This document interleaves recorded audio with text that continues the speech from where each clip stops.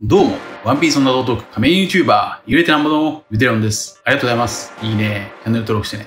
今回考えたいのは、黒ひげとクマです。一緒に考えていきましょう。よろしくお願いします。ただしまだ最新話まで読んでいない人は、多いネタバレを含む内容ですので、今すぐ動画をストップさせてください。よろしいでしょうか？行きましょう。黒ひげとバーソロミュー・クマ。髪型と体型はどことなく似てはいますが、この2人については9ヶ月前の全64話の考察動画で、黒ひげとクマは同じ特殊な種族だと考えました。こちらです。クマは特殊な種族だったと言います。しかし、クマの見た目からは特殊な種族には見えません。となると、クマの体の内部に秘密がある。それは黒ひげと同じ異形。クマは黒ひげと同じ種族。クマイコールベア。黒ひげイコールブラックベアード。クマ、ベアーと黒ひげベアード。クマ、悪魔、デモンズ。この1064話の話数の語呂合わせは、デモンズ、悪魔、デモンズ。つまり、クマと黒ひげは悪魔の種族なのか、それがビッグマムが言う歴史の彼方に消えた種族か。もしもそうであれば、黒ひげが鬼を狙ったのは面白い。このように考えました。クマがベアで、黒ひげがベアードだから同じ種族？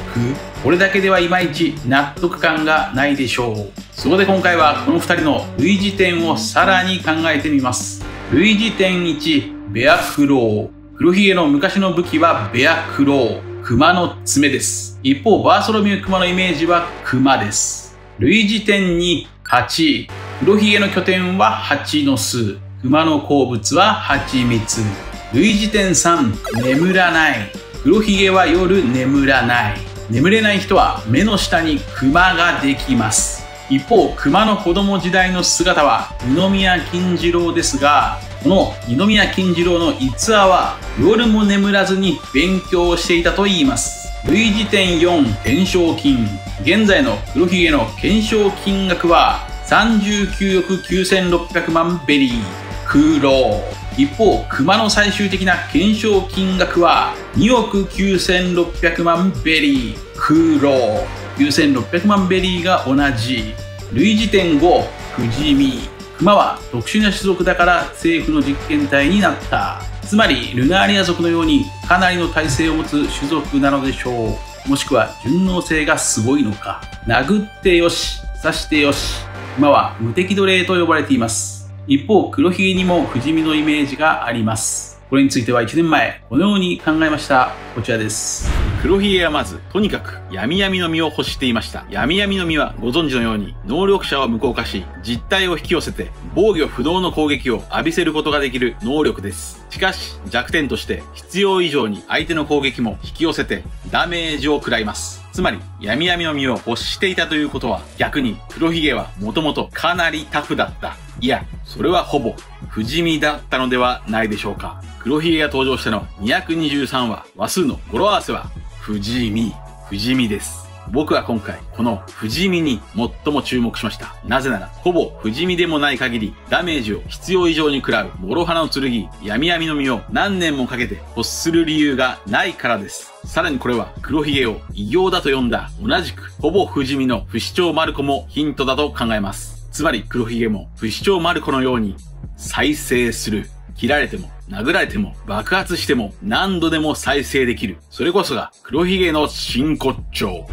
黒ひげとクマはほぼ不死身の存在か。また、黒ひげの歯は、すぐに欠けて、すぐに再生されますから、再生能力も高そう。類似点6、うずくまる。黒ひげの幼少期はうずくまって泣いていました。クマの幼少期もうずくまって泣いていました。類似点7、氷。黒ひげは氷の青生地を仲間にしていました。一方、クマが国王を務めたのはサウスブルーソルベ王国。ソルベとはイタリア語でシャーベット。つまり、かき氷とクマ。それは小田先生の出身、九州名物、南国白クマ。クマにも氷のイメージがあります。ここでドラム王国の会話を再び使いましょう。雪国の人たちは寝ねんだぞ。だって寝たら死ぬんだもんよ。黒ひげとクマがもしも同じ種族なら、その種族がいた国は極寒な土地でしょうか。それは寝たら死ぬ特殊な種族か。類似点8、バーソロミュー。黒ひげのモデルはそのまま実在した海賊黒ひげですが、バーソロミュークマのモデルは実在した海賊バーソロミューロバーツでしょうか。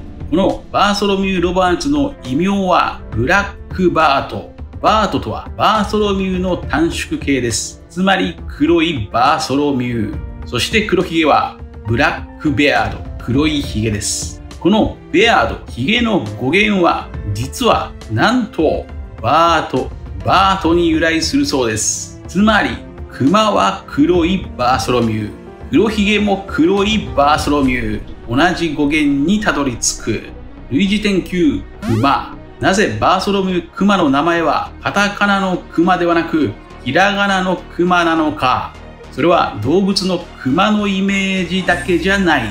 クマにはクマという漢字もある。クマの語源であるクマの意味とは、洞穴に潜んでいるもの、暗くて黒い獣、隠している秘密、そんな意味があります。つまりクマイコールクマ、クマイコール黒ひげ。漢字でも同じ語源にたどり着きます。以上の類似点が考えられそう。これらは偶然なのかもしれませんが、クマの特殊な種族の話が語られた1064話には黒ひげも登場していました。それでは仮に黒ひげとクマがもしも同じ特殊な種族なら、それはどんな種族でしょうか。